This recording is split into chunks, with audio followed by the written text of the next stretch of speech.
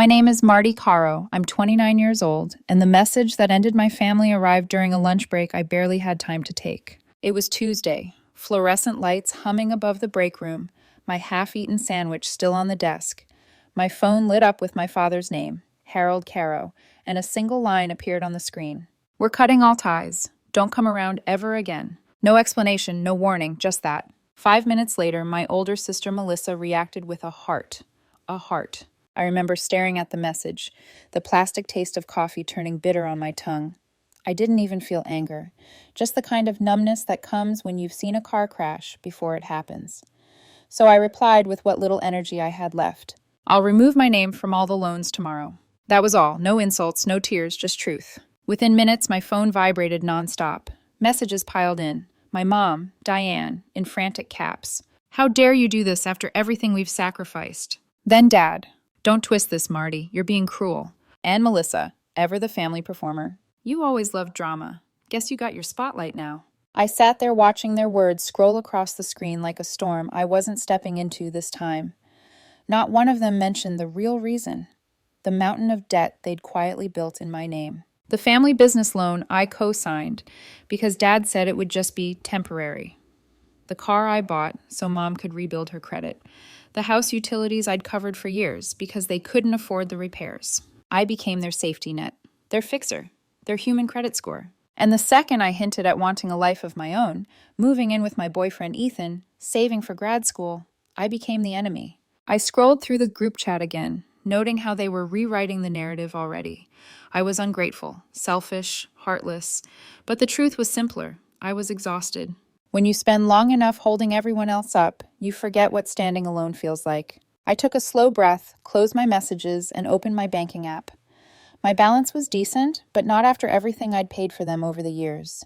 I thought of the nights I'd gone without sleep trying to juggle their bills with mine, pretending to be fine at work the next morning. Maybe this was freedom, ugly, sudden, but real. Across the room, my coworker Maya peeked over the cubicle. You okay? You look like you just read a eulogy. I forced a smile, something like that. She didn't push. She just nodded, sensing the weight I wasn't ready to unpack. That evening, I drove home in silence. My old apartment, the one still filled with furniture my parents had guilted me into buying for the family, felt like a museum of bad decisions. I turned off my phone, sat on the edge of the bed, and replayed my father's text in my mind. We're cutting all ties. They thought it was punishment, but all I felt was release. My fingers trembled slightly as I opened my laptop. I began gathering everything. Scanned copies of the business loan, the car insurance policy, even the joint account statements they'd used for emergencies.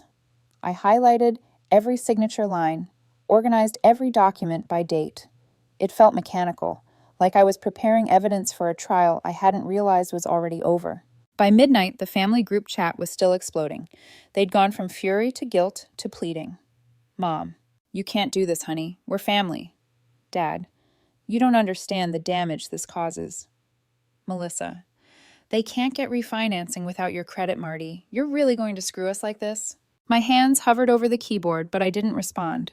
Instead, I typed an email draft to my bank. I'd like to initiate the process to remove myself as co-signer on all open loans effective immediately. Then another to the insurance company, canceling the policy on the second car they still drove under my name. Each click felt like reclaiming oxygen. At 1:07 a.m., a final text from Dad came through.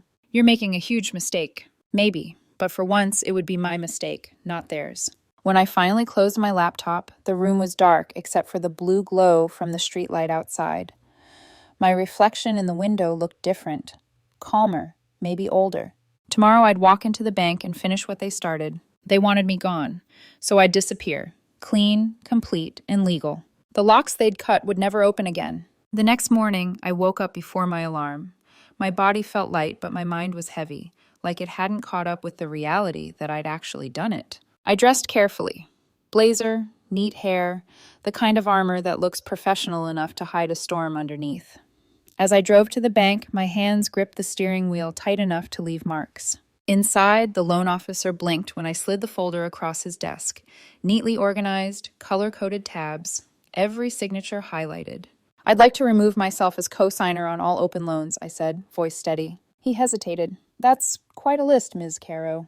I know. He skimmed through, lips tightening, when he realized how much my family had tied to my name.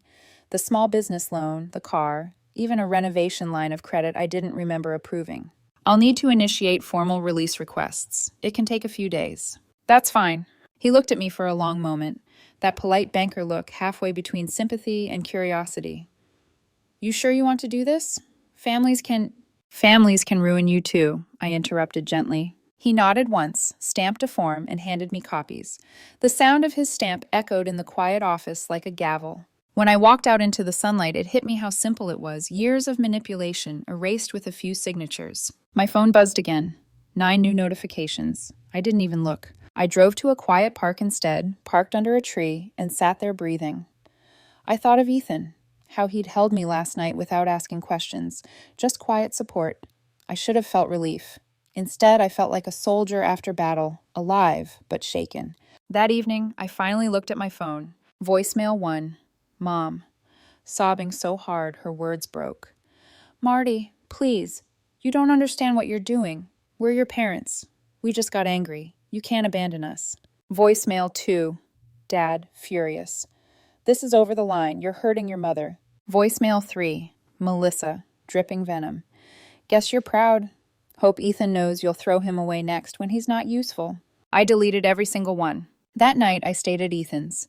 He lived on the edge of the city in a quiet apartment complex surrounded by trees.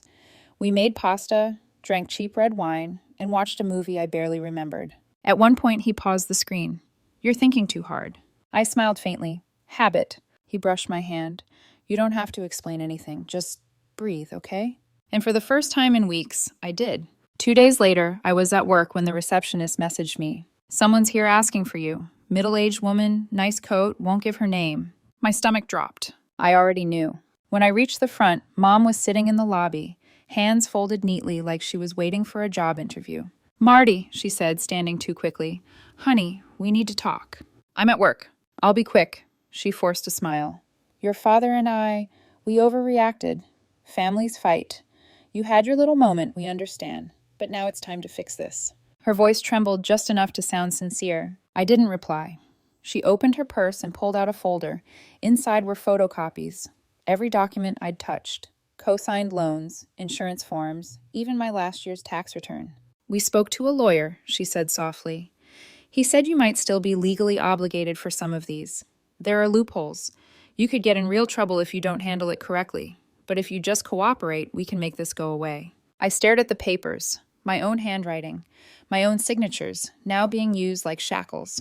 How did you get these? I asked quietly. Her lips twitched. Don't be dramatic. We just made copies when you lived with us. I felt the air drain from the room. I took a step back. We're done here. Marty, wait. But I was already walking away. I could feel her eyes burning into my back as I left the lobby. My hands were shaking when I sat down at my desk. My manager, Sonia, glanced over the cubicle wall, brows raised. You good? Family stuff, I said, forcing a breath. Just family. She nodded, understanding more than I said. The moment I was alone, I opened my laptop and started changing everything. Bank passwords, credit logins, even my email security. Every trace they could reach, sealed off. That night, Ethan found me sitting on the floor, laptop on my knees, exhaustion in every muscle. He crouched beside me. They came to your job, didn't they? I nodded. He didn't ask more. He just took the laptop gently from my hands, closed it, and said, They don't get to live rent-free in your head anymore. I tried to laugh, but it came out like a sigh. You make it sound easy. It's not, he said, but you're doing it anyway. The next morning, I woke to the sound of rain against the windows. For a second, I thought it was peaceful, until I saw the silhouette through the curtains. Someone was standing on the porch. I froze. Ethan got there first, pulling the door open halfway before I could move. And there she was, Melissa. Perfect hair, perfect makeup, perfect fake smile. Good morning, she chirped. Can I talk to my sister alone? No, I said from behind Ethan. Her smile twitched, but she stepped forward. Mom and Dad are a wreck. Collectors are calling. The business card's frozen. We can't even buy groceries because you shut down the joint account. You've made your point. Now stop. I crossed my arms. You found me. How? She tilted her head, smug. Easy. You tagged Ethan in a photo last month. Scrolled through his friends list until I saw your building. I felt my stomach twist. They'd turned obsession into a skill. Melissa, I said slowly, you need to leave. She gave a little laugh. You think he's going to stick around once he sees the mess you left behind? That was it. Get off my porch, I said. She blinked, like she hadn't expected defiance. Then she tried again, voice sugary sweet. One bridge loan, Marty. Just this month. Then we're square. Goodbye, Melissa. When I shut the door, it felt like closing a chapter. Inside, my pulse was racing, but my voice was calm. I turned to Ethan. They're not going to stop. Then make it impossible for them to start again. I sat down with my laptop and started cutting every tie left. The joint credit line, closed. The shared business profile, frozen. The small personal loan I'd made them, forgiven, just so they could never use it as a reason to reach out again. By the time I was done, there was nothing left connecting us. No leverage, no hooks. That night, I told Ethan everything. Every manipulation, every guilt trip, every time I'd been told I was selfish for wanting peace. He listened quietly, then said, I'm proud of you. Proud? I asked, half laughing through tears. Yeah, he said. Not for what you cut off, for what you chose, yourself. And for the first time, I realized he was right. Because maybe breaking free wasn't about anger. It was about survival. 3 days passed after Melissa's visit. No calls, no texts, not even a veiled guilt trip message from Mom. The silence was unnatural, too clean, too rehearsed. It should have felt like peace, but it didn't. It felt like the pause between thunder and lightning. I tried to focus on work, on normal things. Client calls, reports, lunch with Maya. But my brain kept circling back to that knock on Ethan's door, my sister's smirk, the way she said, You think he's going to stick around? They wanted me to feel shame, but all I felt now was clarity. By Friday, an email came from a law firm with a name that sounded more intimidating than it was, Miller and Hastings Legal Group. The subject line read, Notice of Potential Financial Obligation. I opened it. It was a single paragraph, vague, formal, deliberately manipulative. They claimed my withdrawal from joint credit responsibilities might expose me to future liabilities. No details, just enough to sound threatening. I smiled. The bank had already confirmed everything was finalized. My name was clean. I wrote back one line. There will be no further contact. Then I hit send and exhaled. That night, Ethan came home with takeout and a bottle of wine. To the end of harassment, he said, raising a glass. I clinked mine against his, to quiet. But quiet is deceptive. Because when people like my parents lose control, they don't vanish. They just find new voices. The first message came a few days later. A cousin I hadn't spoken to in years messaged on social media. Hey, your mom told me you've been going through something. She's worried. You should call her. I didn't reply. Then a woman from our old church texted. I saw your dad at the grocery store. He said you're struggling. Everyone's praying for you. Struggling. That's what they'd decided to call it. Not recovering, not rebuilding, just unstable. They couldn't hurt me financially anymore, so they chose reputation. I deleted every message and blocked every number. But something unexpected happened as the silence grew louder. I started sleeping. Actually, sleeping. No midnight calls, no guilt, no financial fires to put out.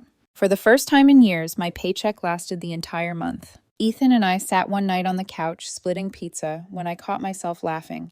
Real, belly-deep laughter. He smiled. What? I don't remember the last time I didn't feel anxious about the next bill, I said. He leaned back. That's because it's not your job to carry other people's chaos. A week later, I was scrolling Zillow during my lunch break, not looking for anything, just curiosity, when I saw it. Their house. The Caro family home. Listed for sale. Pre-foreclosure, the listing read. A chill ran through me. I clicked through the photos. Half-empty rooms, peeling paint, the kitchen island I'd helped pay for, now chipped and dull. For a second, guilt pricked at me. That old reflex. But then I remembered every time Dad said, we just need a few months. Every time Mom said, you're so lucky to have a steady job, honey. They built their comfort on my credit. And when I stepped away, it all collapsed. That night, an email arrived from Mom. Subject, please read, Marty. I hesitated before opening it. We miss you. We never thought you'd abandon family. Your father's health isn't good. We're behind on payments. We just need a little help to get back on our feet. Please, honey, one more chance. The manipulation was almost poetic. The perfect blend of guilt, love, and financial desperation. I stared at the blinking cursor, tempted to explain, to reason. Then I thought about all the times I'd reasoned before, and how every explanation became ammunition against me. Instead, I opened another tab. A women's shelter I'd once donated to had a campaign running, helping families escape financial abuse. I sent $200, money that for once would actually help someone escape, not keep them trapped. Then I deleted the email. A few days later, I drove past their house. The curtains were gone, the front yard unkempt. A faded "for sale" sign leaned crooked by the driveway. I sat there in my car for a long moment, watching the place where I'd once been their savior, their solution, their invisible ATM. There was no satisfaction, no revenge, just truth. They hadn't lost the house because I left. They lost it because they built it on someone else's back. When I got home, Ethan was making dinner. Garlic, tomatoes, laughter from a movie playing in the background. He looked up when I came in. "You okay?" "Yeah," I said softly. I drove by the house. He set the spoon down. "And?" "It's empty." He nodded slowly. "Sometimes that's what peace looks like." I smiled. "Empty?" "No," he said, "honest." And that word, honest, stuck with me all night. Because for the first time in my adult life, there were no lies left to untangle. No guilt, no secret debts, no pretending I was okay with being used. Just the sound of rain outside, Ethan humming in the kitchen, and a future that finally felt like mine. It had been 2 months since the house went up for sale, 2 months since the last email from my mother, and 2 months since I finally stopped waking up with that spike of dread, expecting a new crisis. Peace felt strange. Sometimes I'd catch myself listening for my phone, waiting for the familiar chime of guilt. And when it didn't come, I'd realize I was holding my breath for ghosts. Ethan and I moved into a brighter apartment. Big windows, a balcony overlooking the city, and a small kitchen that always smelled like coffee and cinnamon. It wasn't fancy, but it was ours. We split rent, shared chores, and had the kind of quiet evenings I never knew were possible. No shouting matches, no guilt trips, no one monitoring my spending or questioning my choices. That was what real partnership looked like. One Sunday morning, as sunlight poured across the floor, Ethan scrolled through his phone and said casually, "Hey, did you see this?" He turned the screen toward me. It was Melissa's social media post, a long caption under a photo of her standing outside a moving truck. "New chapter, hardest months of our lives. But we're strong. Some people turned their backs when we needed them most. God sees everything." No names, but she didn't need to. I felt that old familiar burn in my chest. Not anger, not guilt, but the ache of recognition. They hadn't learned a thing. "Block her," Ethan said simply. "I already did," I murmured, staring at the photo. The truth was, I didn't care about the post. What got me was the realization that they were still spinning stories, not to me anymore, but to everyone else. They couldn't control me, so they'd rewrite me. The unstable daughter, the ungrateful sister, the villain who abandoned her family. But something about seeing it publicly, it didn't sting this time. It just proved I'd made the right choice. I turned off the phone, stood up, and opened the balcony door. The city air rushed in, cool and clear. I'd escaped their storm.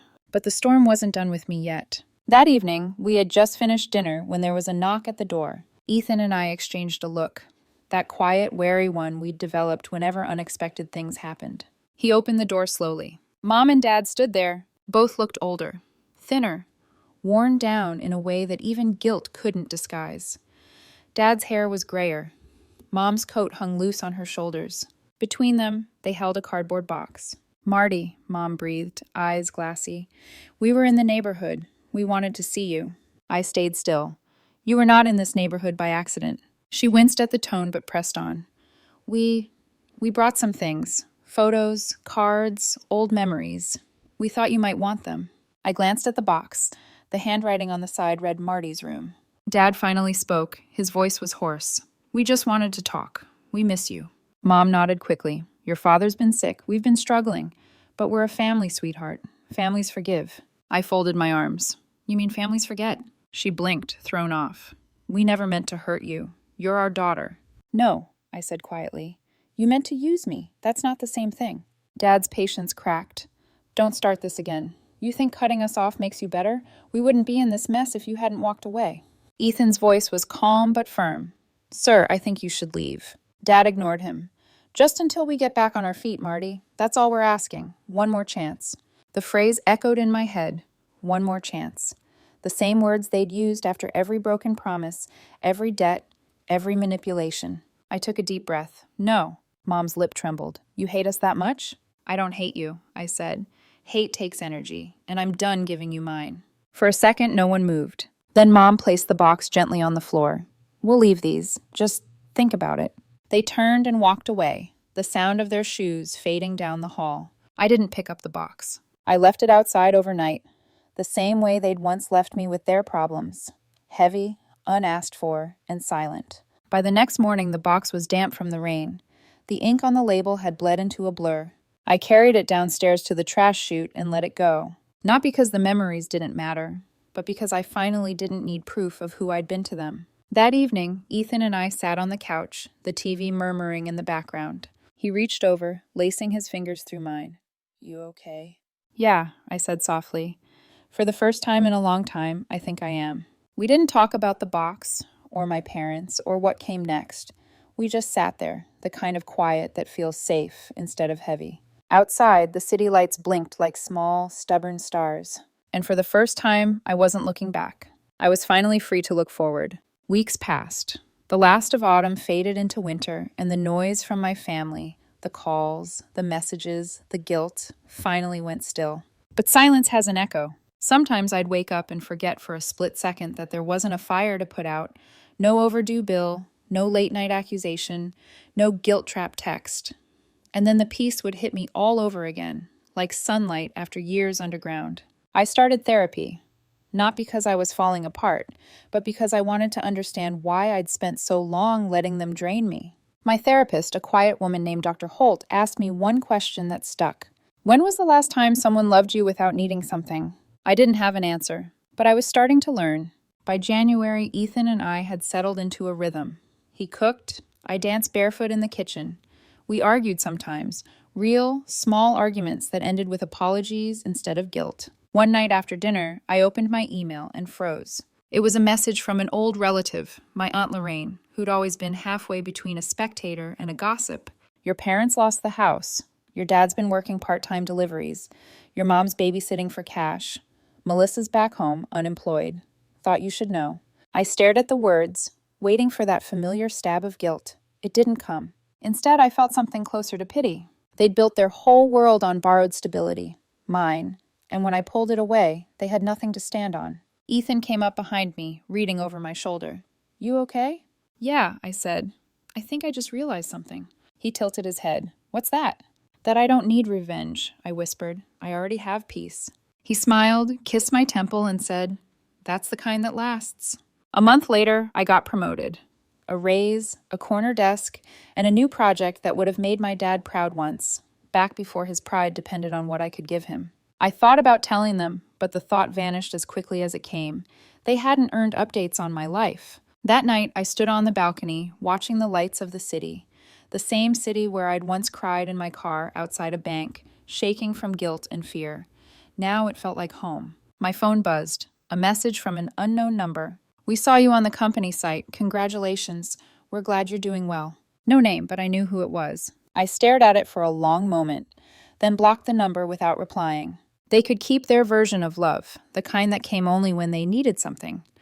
I was done translating manipulation into affection. Spring came. Ethan and I moved again, this time to a place with more light, floor-to-ceiling windows, soft white walls, and enough space for a future we were building together. On the day we unpacked, I found an old photo at the bottom of a box, one that must have been mixed in during the move. It was me at 16, standing in front of the Caro house, smiling at the camera. Dad had written on the back, "Our glue. You keep us together." I stared at that word, glue. Glue doesn't last forever. It cracks when stretched too far. It loses its hold when what it's holding together isn't worth saving. I tucked the photo into the back of a drawer, not as a wound, but as a reminder. That love built on control isn't love at all. Months later, life looked unrecognizable. Debt gone. Savings growing. Family drama. Background noise fading into nothing. Me, finally whole. Every so often, I'd hear from distant relatives trying to play mediator. "They're sorry, Marty." "They talk about you all the time. They just want a chance to explain." But the truth was, they'd already explained everything. In every loan, every guilt trip, every time they made me feel small for saying no. And I'd already answered. No more contact, no more sacrifice, no more pretending I owed them pieces of myself to prove I loved them. On my 30th birthday, Ethan surprised me with dinner on the balcony. Candles, soft music, the skyline glittering behind us. As we ate, he reached across the table. You ever think about what you'd say if they showed up again? I smiled faintly. Yeah. What would you tell them? I thought for a moment, looking at the city that had seen both my breaking and my becoming. I'd tell them thank you, I said finally, for teaching me what not to accept, for forcing me to build a life that's mine. He squeezed my hand. You really are unshakable, you know that? I laughed. No, just done breaking for the wrong people. And as the night settled around us, the hum of cars below, the flicker of candlelight catching his eyes, I realized that was the real ending. Not revenge, not victory, just freedom. The kind that doesn't need to be loud. The kind that stays. Because they once called me their glue. They never realize glue breaks when it's stretched too thin. And sometimes, when it breaks, it sets you free.